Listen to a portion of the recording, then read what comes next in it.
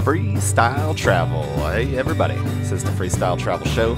I'm your host, Kenny Flannery, freestyle traveling at the moment. I'm actually staying with a Trust Roots host here south of Missoula, Montana.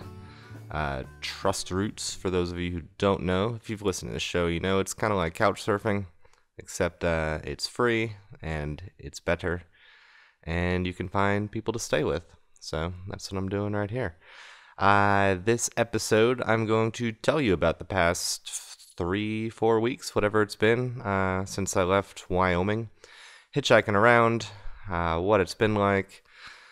Some things are a little bit different, since the pandemic is revealing itself in different ways as far as people's reactions. So I'm going to talk a little bit about that and how it's affecting the rhythm of travel to some extent. I was on a Canadian radio station yesterday morning.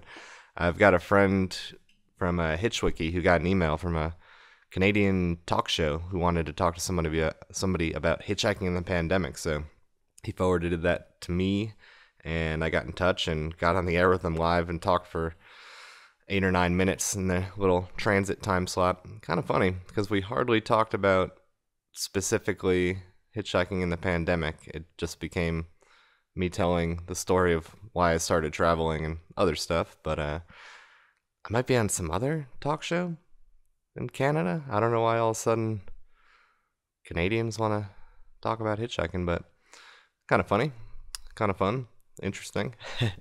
So, but yeah, I will get into a little bit about new revelations as far as hitchhiking in the pandemic and more broadly freestyle traveling during the pandemic, because there's been some effects to some of the things that I normally do, but I'm still obviously moving around, having a good time.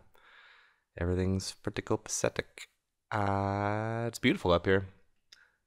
This guy I'm staying with now, he's got he bought like a barren property up here, like I said, maybe 30 minutes south of Missoula, and has slowly been building on it. He's been here 2 years, so right now I'm in the, it's more than a skeleton of the house he'll be building while he's staying in more of a shed, I guess. But yeah, freaking beautiful. I'll get some pictures up if I can. I'm trying to stay current on the Hobo Lifestyle, Instagram, all that. Oh, and I'm going to start putting hopping episodes on IGTV, kind of like, I don't know how to think about it, like reruns or but yeah, just gonna start re-releasing the season. I'm trying to upload the first episode here, but the Wi-Fi is acting a little bit funny. But yeah, if you feel like rewatching hopping the backpacking beer episodes, I'm gonna get those on Instagram, IGTV. Good times. Yeah, so let me jump into the journey from Wyoming to here, and some funny rides in there, some dumb mistakes that I made early on.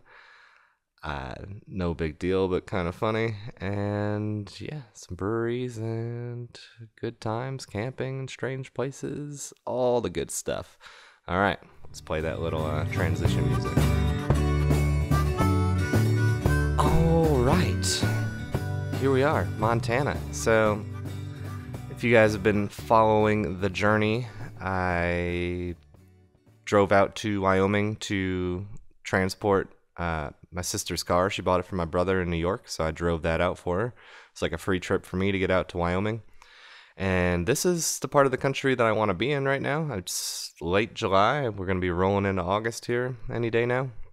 And it's just beautiful. So it's, 70, 80, 90 degrees at times. Camping is easy. And it's just a beautiful part of the country, kind of wide open. So figure this would be a good time to explore out here, particularly because borders are closed. Can't go to any other country, so I might as well go to the best part of this one for this time of year. So yeah, I took off from Wyoming. Had a good time all together there, catching up with my sister, my mom, whatnot. And right away I made like pretty dumb mistake. So stuck my thumb out. I was going to go up through or around or thereabouts, roundabout Yellowstone to get to Bozeman, which is just a town in Montana I've been to before. I thought it was pretty cool. And I got one ride from a dude in a Jeep, gave me a beer. That's always a good thing. Dropped me off. And then the second ride I got was from this couple. I think she was from Russia and he was from Ukraine. Pretty sure that's it. And they were just, they've been living in the Bay Area for a little bit now. And they're just on a weird 2-week road trip where they were going to go out to Minnesota and back. For no real good reason. I was like, you guys should probably stick more around here. But that's what they were doing. And anyways, I was just having a really good conversation with them. They were real cool and wasn't really paying attention. And next thing I knew, we were rolling through Du Bois and I had basically gone an hour in the wrong direction. And I was like, I'm going to stop here. So I had to turn back around, go the other way. And the first ride I got was a dude who picked me up like 2-3 days earlier when I was just hitchhiking around Jackson. I was hitchhiking from the town of Jackson to the mountain. So this dude gave me like a 10-minute ride. And here I am more than an hour away. And he's picking me up again. He just randomly had gone fishing, and kind of funny coincidence. So that kind of made it worth it in a way. Just a coincidence, and just, I don't know, we had a good conversation rolling on back towards the junction where I'd screwed up. And caught a ride into the park, and then I got a ride from a dude that I ended up camping with overnight. He was also on a bit of a road trip from Idaho. So we went down some dirt road, found a place to park, and he's a big wine guy. Used to be a beer guy. But so we had a couple cups of wine, and he slept in his van, and I camped like right outside there. Just kind of a beautiful spot. I'm not sure where we were. We were either, if we were still in Teton National Park or not, or into Yellowstone. No, we weren't into Yellowstone at that point. But in the morning, that's what happened. We got into Yellowstone, and he dropped me off there because he was going biking for the day. Poked around there, checked out some of the like boiling hot springs and stuff, and because that's right where he dropped me off. Pretty beautiful. I think I got a picture on Instagram there too of like one of the more like cool deep blue looking hot springs steaming, and there's an elk in the background, kind of picturesque there. So check that out if you want to. I then walked for a good ways until I got a ride from this girl yet again, someone road tripping. She was from Michigan, doing kind of like a big zigzaggy loop. So she was going to be going up through Bozeman, and I just kind of tagged along with her. She had never been to the park before, so she wanted to go see Old Faithful and these prismatic springs and some other decent stuff. And so I just kind of like hung out with her for the afternoon, just checking out all this stuff, and rolled on up to Bozeman and got dropped off there. And yeah, I ended up spending like a week or more in Bozeman. I wasn't sure how long I'd be there, just a couple days maybe, check out some breweries. There's 7 or 8. I did end up going to every single one in town. That was pretty fun, always. But my ex-uncle, ex-step-uncle, someone, Paul, good guy, real good guy, lives there. And I kind of remembered and wasn't sure if he'd still be there, but sent him a message. So the first night I camped by the highway. It's actually kind of more difficult than I thought to find like stealth camping in Bozeman. I had to kind of walk far out of town. But it didn't matter after that night because I got in touch with him. And even though he was living with his fiance a town over, he had a house in downtown Bozeman, which he was renting out. But in the back lot, there's like a barn. And yeah, just let me crash in the loft of the barn for just over a week or so. No running water, but electricity and obviously privacy and that kind of thing. So real cool. Yeah, I ended up going on a hike with him at one point, hanging out a couple different nights, having dinner, met his fiance, just enjoyed Bozeman. And yeah, made it work. Someone from Instagram actually saw that I was in Bozeman, and they happen to live in Bozeman. Someone I hadn't met before, and they invited me to stay a night, and yeah, it was just really cool to meet him. He'd done some hitchhiking before and had been following, I think, my YouTube videos for a good while.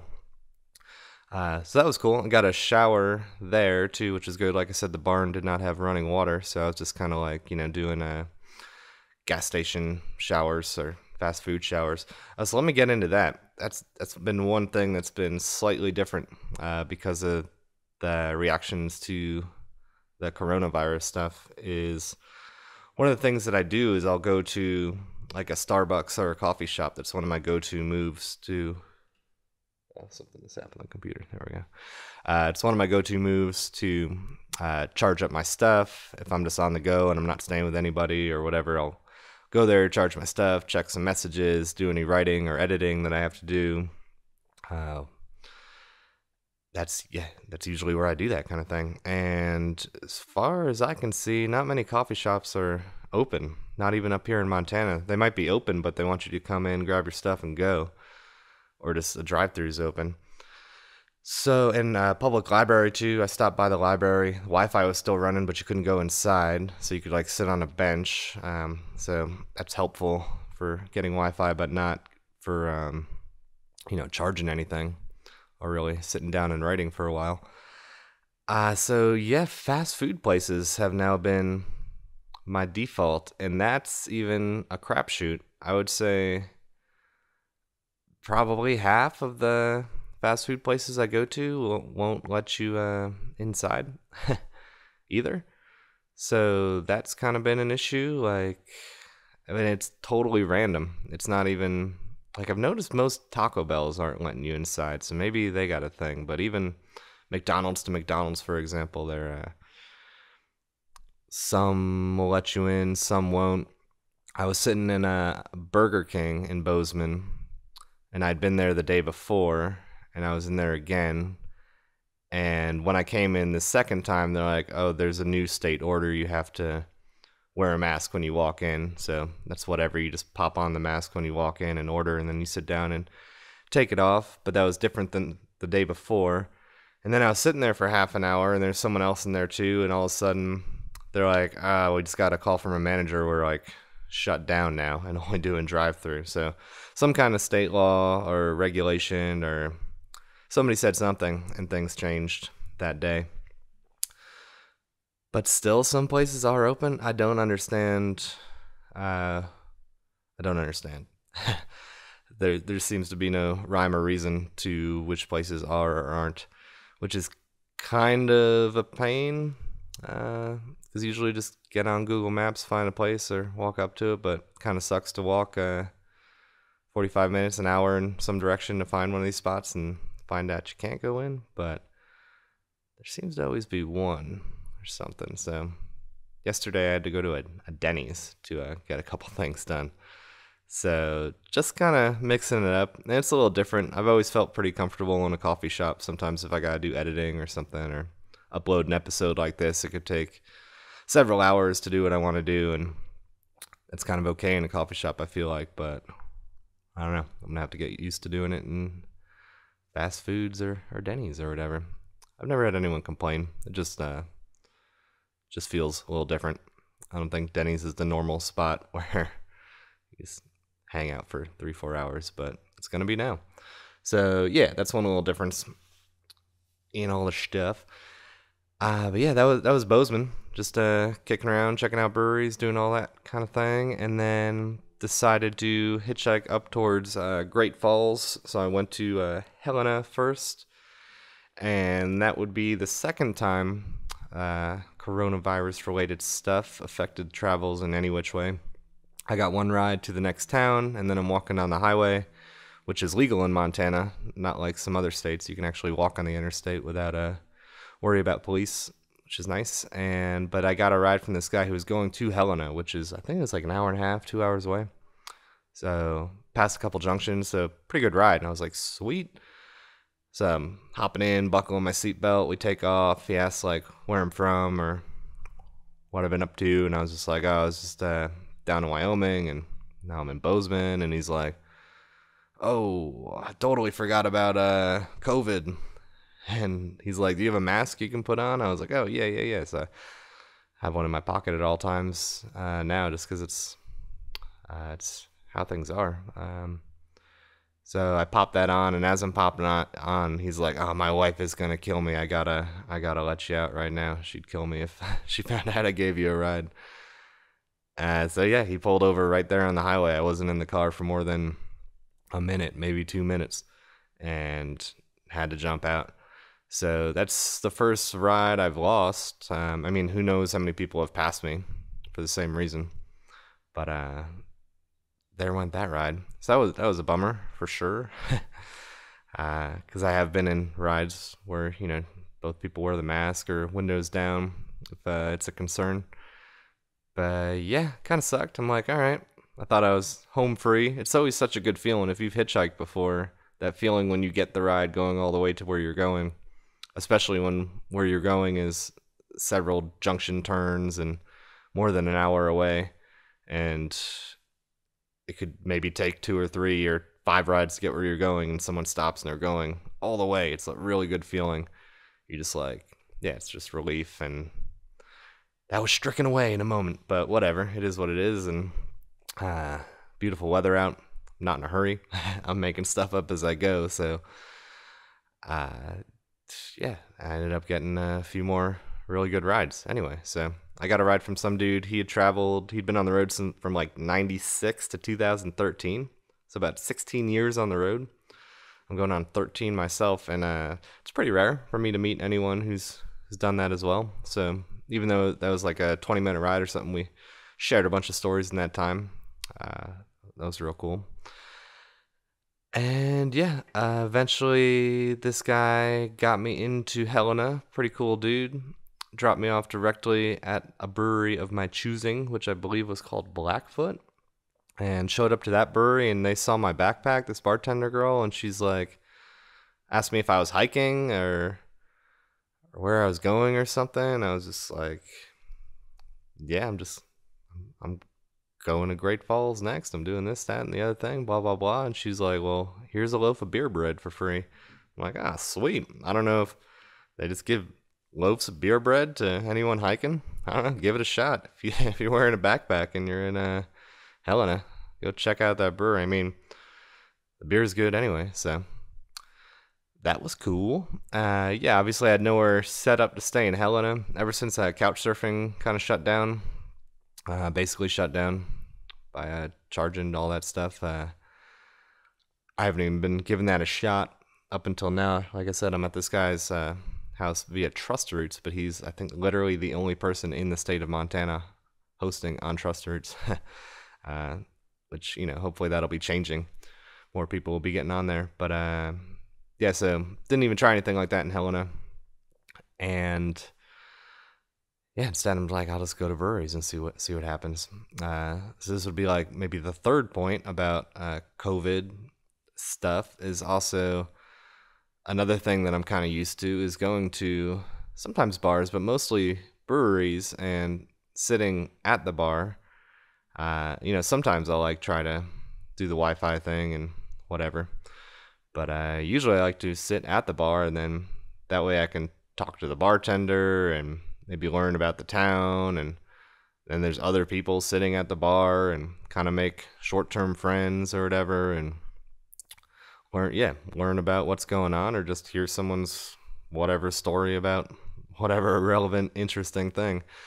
And yeah, that's pretty tough now too.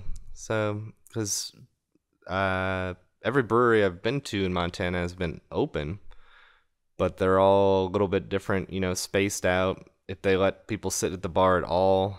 One brewery I went to in Bozeman, Map Brewing, really good. Top 1, 2, or 3 brewery in town for sure. They literally had one bar stool. So I went in there, I think 2 times, maybe 3 times, and so I'm the only one sitting at the bar. So you can kind of still talk to the bartender a little bit. They're busy, but that's it. So you can't really be as social as you could be. But it's not always the case. Actually made out with some girl in Bozeman. I forgot about that. You can still like shout from, table to table, or, you could be like 15 feet away and still carry on a conversation. So, that can still lead to a decent conversation, or in the case of that girl in Bozeman, like going to 3 or 4 more other breweries afterwards, teaming up. Yeah, but, it's different brewery to brewery. Like what you can do. So I went to Lewis and Clark. I went to 10 Mile Creek Brewery in Helena after that Blackfoot place with the bread. And that was a fairly isolating one. And then Lewis and Clark Brewery was freaking massive. It's one of those big ass like bar kind of places, like big outdoor area, many different indoor areas, like different rooms and upstairs, balcony, this and that. So yeah, that was a pretty tricky place to try to be social at all. But I got a couple beers there and enjoyed myself nonetheless. And the other thing about breweries in Montana is, with the exception of that one, because I don't know what they do, but most breweries close at 8 o'clock at night because they're considered tasting rooms or something. It's kind of a lame little thing, but I've gotten used to it in the past few weeks. Lewis and Clark was different because I don't know why. I guess they'd separated themselves from the actual brewery. I don't know. They found some kind of loophole. But yeah, at that point, when I left there, nothing else was open. So grocery store, a little bit of food, and then walked down the highway till I found a place to camp along some little stream, somewhat hidden, and kept on going to Great Falls. So I got a friend that I met in Nashville, up there, like an hour away from Great Falls. So, and I've only ever seen him in Nashville, even though he's from Montana originally. He kind of does the, I guess, 8 months in Nashville, 4 months in the good weather in Montana, thereabouts. So got to Great Falls. He scooped me up, and then I spent, I don't know, 3 or 4 days hanging out with him, checking out all the areas. He used to own like a dude ranch, or I don't know if he owned it. Did he own it? But he used to work at a dude ranch, like a hunting kind of outfit, and he was showing me that. Yeah, just a lot of blast in the past kind of stuff, things that he hadn't seen in a while. We went to the second smallest brewery by accident in Fort Benton that had only opened like a week ago. Yeah, just had a hell of a time, really. Just seeing some pretty scenic stuff around there. Montana's gorgeous. And yeah, he dropped me off just outside of Great Falls when it was time to keep moving. At this point, I had Missoula on my mind, and off I went. I got one short ride from these, like a mother-daughter kind of situation. One was from here. I think the daughter was road tripping from Seattle. So they scooped me up, and then I got a ride from this young dude going all the way to Missoula. So again, it was that relief feeling, like, woo, 2-3 hour ride. One shot. I definitely thought it was going to be more rides than that. I thought I might stop at a couple places along the way, but took advantage of the full ride and got to Missoula. So that was 3-4 days ago. I got to town, and I've got a cousin here. I haven't managed to link up with her yet for like a beer or something, but I think I've gone to every brewery here as well. So just been spending my days like, going to breweries, enjoying the parks, kind of kicking it. Did that Canadian radio show. The first night, like, I just like marched halfway up the mountain and camped there, and then in the morning got to the top of the mountain, checked it out, came down. The next day, a friend of my friend that I stayed with outside of Great Falls, I met up with him for a beer, and he offered to let me stay at his place for that night in East Missoula. So indoors that night. And then, I think the next night I slept on like an island. There's a big river that goes through town, and I found this one spot where there's like a, an itty bitty island, this kind of thin and narrow island, but there's no way to get to it other than what I did, which was to sort of wade across, which was kind of cool because I'm like, no one else is going to do this. I did find some other spots. Like, I'm pretty good at finding spots, but unfortunately in a town like Missoula, like, I'm not the only one out there looking for places to stealth camp. And the one place that I found that looked pretty good and somewhat accessible was maybe too good and too accessible, because there's some people coming and going that looked pretty permanent. A couple meth faces on bikes rolling by, which, it's not a sure thing for a disaster, but when I camp, I like to be totally peaceful and not be thinking about, even the possibility of someone fucking around or whatever. So I like to be hidden. So yeah, going to an island with just a little degree of having to wade through the water and bushwhack to the center of it a little bit was real damn peaceful. Pretty nice. And then coming out in the morning, again, it's kind of nice to walk through the river to wake on up. And yeah, then hopped on trust routes and saw the one guy in Montana. It's like 30 minutes south of town. Seemed real cool, and he is. So I met him, hitched down. I think just took one ride to get down here. It's just 30 minutes away. Stopped at a brewery. There's a brewery in this town, and Stevensville, I think it's called. Blacksmith is the brewery. Had a beer. He picked me up there, and yeah, came up to this spot, which I kind of told you about before. It was barren land, and now he's got like a handful of structures on it. He does construction anyways, so like he's working and learning and applying that to this place, which is pretty nice.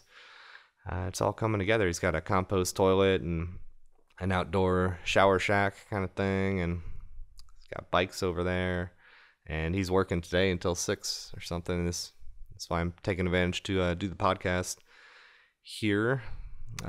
Just easy. And yeah, I don't know what I'm doing next, but I got a couple ideas. So that's the story of the last few weeks. Let me jump to the outro, and I'll tell you a couple more things and what I'm thinking about doing next. Should be pretty exciting. We're having a great time. All right. So yeah, Montana, pretty awesome. Enjoying it. Gonna see some more of it. Probably end up spending another night or two here at this Trust Roots spot. This guy's pretty chill. Spot's pretty peaceful. And then the idea, which could change, is to head north towards Flathead Lake, Kalispell, kind of Glacier National Park sort of area. Check some of that out. And then beyond that, I don't know, I keep on thinking of Coeur d'Alene, Spokane. I'd like to check some of that out. I know when I get close to Northern California, it's like a magnet. Sometimes I get sucked in over there, but we'll see what happens. I'm not really sure what the deal is. I haven't been paying attention to the various forms of news floating around, and I don't know what's shut down or what's not. Maybe that could be a determining factor.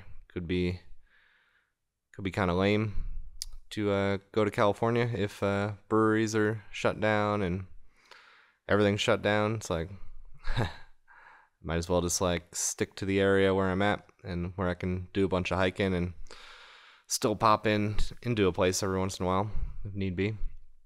But yeah, not gonna have to worry about that until I have to, if at all. So yeah, good times all around. And yeah, maybe do a little bit of Canadian radio again this week. I'll keep you posted on the Hobo Lifestyle channels, so you can take a look at that if you really want to listen to the 8 or 9 minute interview thing that I did. I posted it on a link to it on Hobo Lifestyle on Facebook. So if you want to, you can check that out. And yeah, all the other stuff. So that's it. Good times all around. And if you're in Idaho, Montana, Washington, wherever, give me a shout. Maybe our paths will cross. So, good times. All right. Happy travels, everyone.